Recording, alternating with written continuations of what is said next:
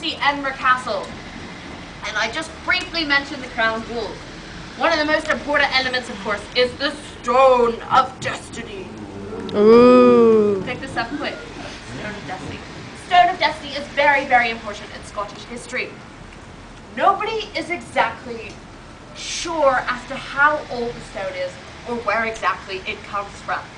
The English say that it was the pillow for the biblical character Jacob.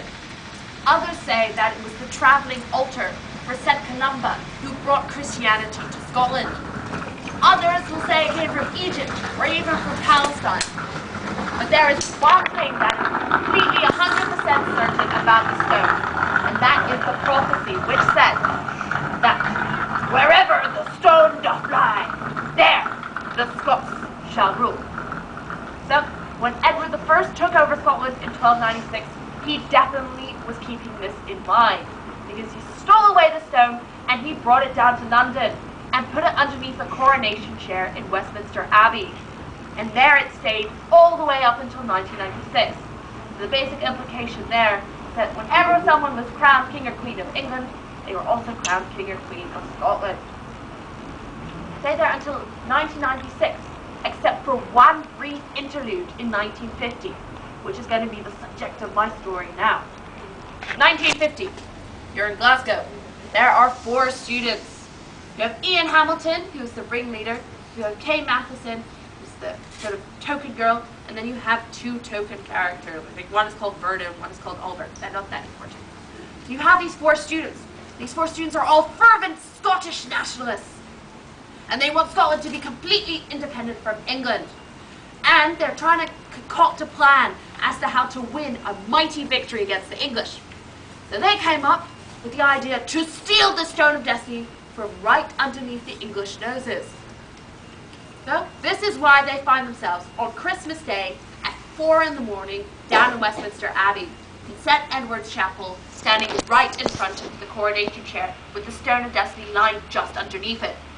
So excited, this is the moment they've been waiting for. So they all gather around the stone. Each of them takes an edge. They all whisper, 1, 2, 3, hoist! They all lift the stone up together.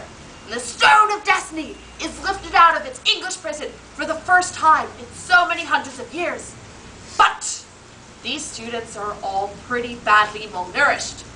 And it is said that Kay Matheson's frail arms actually gave way. And the Stone of Destiny went crashing to the ground and broke into 2 pieces. Students completely freak out. They have just broken one of the most important relics known to Scotland. They don't have time to panic. They need to get the 2 pieces of the stone out of Westminster Abbey ASAP. So Ian Hamilton is quick on his feet, thinks quickly, takes off the coat, and they drag the 2 pieces of the stone onto the coat. They next spend the next 45 minutes dragging the 2 pieces of the stone down the abbey. They get to the door. There's some stairs, however. But Ian Hamilton, you know, he's pretty hardy.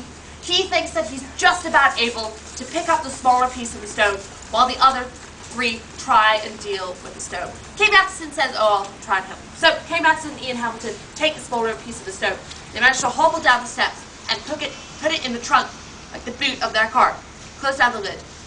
Sigh of relief. But then a policeman comes out of nowhere. What are you doing here? They're like, oh.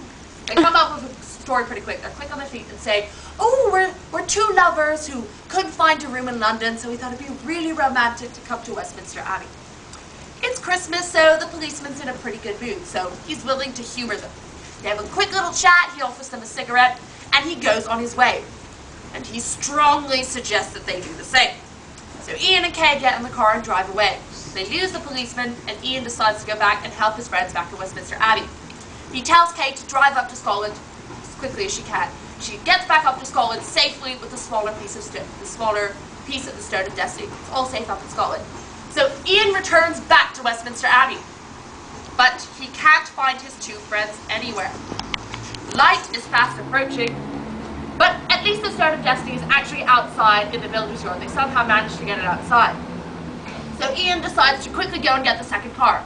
So he runs back, the other car's parked about half a mile away so that the police would get too suspicious that they found him. So he finds the second car, reaches for his keys, put them in his pocket. He put them not in his trouser pockets, but in his jacket pockets. The same jacket that is lying in tatters on the floor at Westminster Abbey. So he rushes back and starts to look for the keys. Except he wasn't very well prepared for this rescue mission. So he doesn't have a torch or a flashlight, and he can't turn on the lights, because then all the alarms will be raised. So he has to resort to using 2 boxes worth of matches. So he strikes match after match, crawling about on the floor trying to find these darn car keys, but he can't find them anywhere. So dejected, he knows he has no choice but to leave the Abbey behind, abandon his mission. So he starts to walk down the centre of the Abbey. Except he hears a crunch underfoot. He's of course stepped on the keys. Grabs the keys, grabs the car, drives back. And Ian Hamilton is a true Scotsman. So, with a feat of strength that only a true Scotsman could pull off, he manages somehow, by himself, to pick up the larger piece of the Stone of Destiny and somehow hoist it into the back of his car. Closes the trunk and off he drives. Whew. They manage to get both halves of the Stone of Destiny safe out of Westminster Abbey. Along the way, he finds his 2 friends who are walking by the side of the road, puts them in the car, and off they drive. Now they don't go up to back up to Scotland, because they're worried that the police will soon be on to them. So instead they decide to go to Kent, a little area in England. Go to a field and they bury the stone in this field. And they drive back up to Scotland. Now, next day, the border between England and Scotland is closed for the first time in over 200 years. The police are searching every single car that drives by. So it was a pretty good idea to leave the stone down in England. Now they bide their time, they tell some close friends about what they've done. And they started talking to a really patriotic stonemason who says that he put the stone back together for them. Now the stonemason he's pretty impressed with the story so far, like all the ins and outs of it, even though the stone gets broken, it's not bad. Until they get to the end of the story, when they say that they buried the stone in a field in England. Stone of Destiny is made out of sort of limestone sandstone material, which means that it dissolves in water. The stonemason knows this and has a complete hissy fit. You need to go back to England right away and save the stone, because of course it rains in England a lot as well, and this field is going to be pretty soggy a couple months later after they originally buried it. So Ian Hamilton grabs his nearest friends and they spend the next 18 hours driving down south to Kent, and they find the same field where they buried the Stone of Destiny.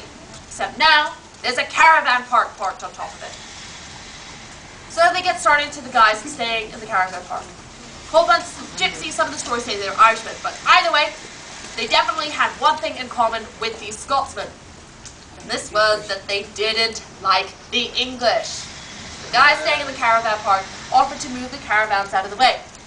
They find the Stone of Destiny, bigger bit of it, there's a bit of erosion around the corners, but nothing too serious. They get back to the car, take out the seat, and put the Stone of Destiny in its place in the back. And they cover it with what else but a tartan rug. They then drive back up to Scotland, manage to fool the police driving over the borders. They've got a bit lazy, I mean it's been a few weeks. And they get back into Scotland, and both halves of the Stone of Destiny are now safe back. They speak to the same stonemason who manages to join the 2 pieces of stone back together. And they proceed in having a load of parties, you know, tequila slammers off the Stone of Destiny, have a great big time, invite all their friends over. Except then they start to get a bit guilty about using the Stone of Destiny, such an important relic, as a simple party prop. And they decide they've made their point, they might as well give the stone back and hope that the English will let them keep it. So they take the stone and they leave it in Arbroath Abbey, and they cover the stone in a Scottish flag, which is also known as a saltire.